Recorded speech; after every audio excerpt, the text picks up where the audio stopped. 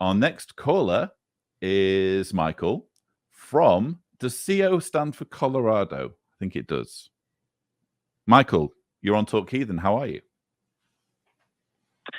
Oh, hey, Lloyd. Hey, Dan. Yeah, Colorado.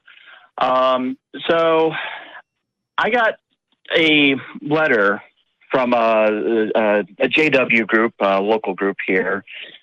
And normally, you know, they would come door to door, which that was one nice thing about COVID is that they stopped doing that. But I guess I just really want to know how to get them to stop. You want JWs to stop visiting? Or actually, as you say... Stop, yeah. Well, let me ask you this. Can you believe that an egg can exist and not exist at the same time? Because that, my friend, might be impossible. You don't have to answer that. That sounds cool.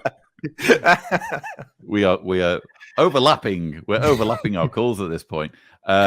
Michael, so yeah, you're right. In the pandemic, Jehovah's Witnesses have switched strategies. This is a population as a religion. This is very vulnerable to COVID because lots of them are aging. And so what they've done is they've hunkered down. They're not going to their kingdom halls. They're not doing the preaching work physically. What they are doing, and I can say this from first-hand experience because we live with some Jehovah's Witnesses, they are meeting together on Zoom on a Saturday morning, and they're coming up with all sorts of creative ways to bother people without visiting them on their doorsteps. And it sounds like a large part of that strategy involves sending random people random letters. So, you know, if I were the recipient of such a letter, frankly, it would just go straight in the recycling. I wouldn't really feel like I needed to do anything. If, however, we're talking about a normal situation where it's not a pandemic and they're visiting you at your home, a very, very easy way to stop Jehovah's Witnesses from calling, which I don't think many people know about, is you can actually say to them, please put me on your do not call list.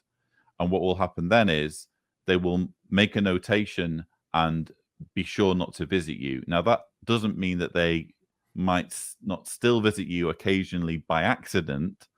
And every once in a blue moon, someone might call to see whether you still want to stay on the do not call list.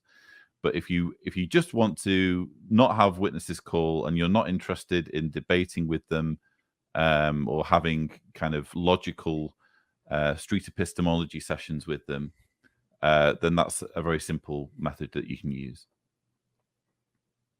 I wish I was better at street epistemology to engage them a little bit further. But like, the other thing I don't understand is just like why they do it, why they feel the need to come up to people's houses and be like, have you heard this word and just here's a bunch of Bible verses that mean absolutely nothing to even most people. It's just, why do they do that? Yeah. Well, they feel that the Bible tells them to do it. There's a verse in the Gospels where Jesus says, go therefore and make disciples of people of all the nations. And there's also a verse where he tells his disciples to go out into the towns and villages preaching to people, which they understand to mean going literally from door to door. So they say, well, if this is what Jesus and his disciples were doing, which, it can be argued that they weren't doing that, this is what we're going to do as well. But ultimately, despite any kind of biblical or otherwise rationalizations they may make, ultimately it's something that keeps them busy. When you're in a cult, it helps if you can have meaningless tasks to focus on that make you feel like you're engaged. If you just kind of sat there twiddling your thumbs, thinking about what's on Netflix or what have you, you're not thinking about the cult. So they're going to give their followers as many things to do as possible that will keep them busy and either directly or indirectly help the organization. And obviously recruitment of new followers is directly in the interests of the organization. Okay. Yeah. Annoying though it is. Yeah. Yeah, very. I'd also get them. I don't know if they were necessarily JWs, but like before the pandemic hit, you get the people in a gas station or convenience store parking lot, handing you pamphlets, and it's just like, go do something better with your life. Well, it's there's ideological reasons for doing it, and then there's also a lot more human ones. Like when I think of when I used to evangelize on campus, like a lot of it was just because I felt like I would look weird if I didn't, because the rest of the group that I'm hanging out with is kind of doing this thing. So I felt like I kind of had to do it too. Otherwise, whoa, what's wrong with me, right? Why is everybody doing this thing and I'm not supposed to, And I think for a lot of, I can't speak for, folks who've been JWs, but I think for a lot of religious organizations, it kind of starts out as like this kind of, oh, well, I'm in it for this reason, but there's these other things they do too. And it's kind of like a slow sort of, adoption of different things from there. It's not always a rational uptake of every single practice and belief. It's kind of a slow burn in a sense. So I don't know. I for them, it might be, oh, I'm getting closer to the people in my group because I'm doing this activity, or I'm meeting these numbers that I'm supposed to be meeting for the organization. There's going to be different reasons there. So anyway, just my thoughts. I wish though, like if they go ahead, Michael. Oh, go ahead. I was just gonna say, I wish that I had JWs talk to me more. I know that sounds weird, but I've never had it happen. They never only talk had it to me happen. either. They never come. They never come and speak to me. There you go.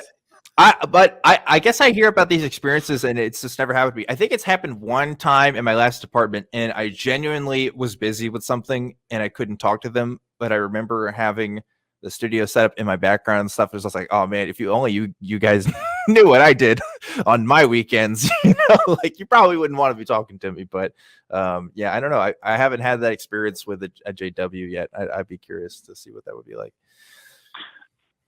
I also kind of wonder if like other people of different sects within Christianity, look at a JW and be like, oh no, not these guys again.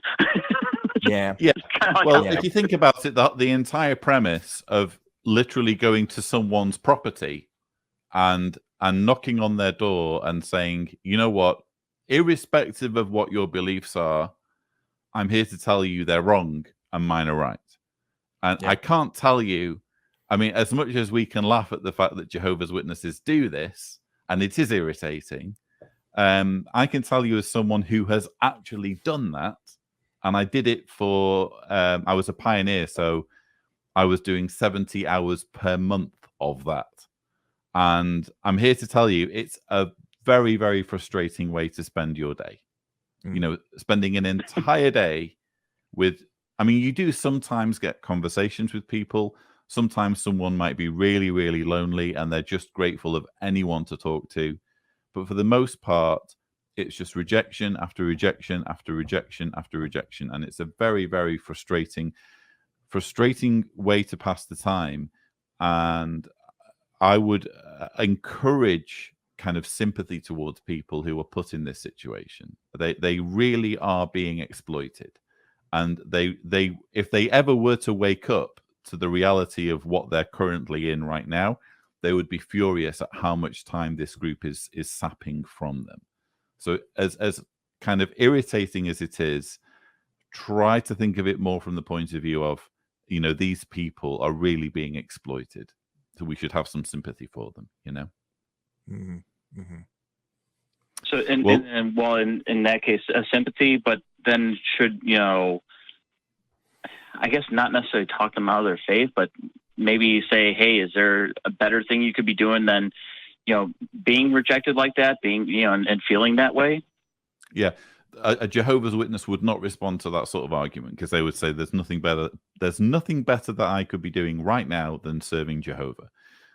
If you are interested, because initially you were saying, how do I get rid of them? If you're not interested in getting rid of them, and you're interested in engaging with them, the best thing that I can recommend is street epistemology.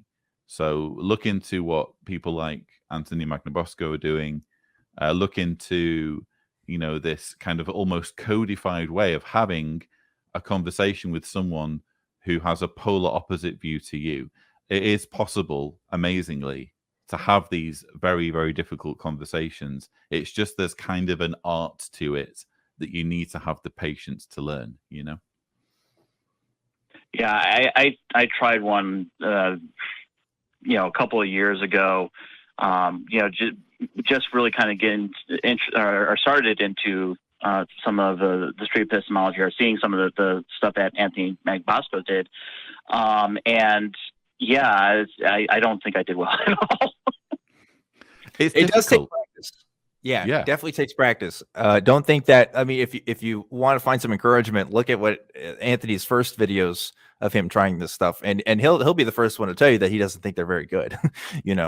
So don't think that this is something that you can just do in one day. It's definitely a skill. So, yeah. Okay. Yeah, I'll definitely keep that in mind. Michael, I hope we've given you some solid advice. Yes. Thank you so much for your call. Yes, thank you, All right, Michael. thank you for having me. Take care.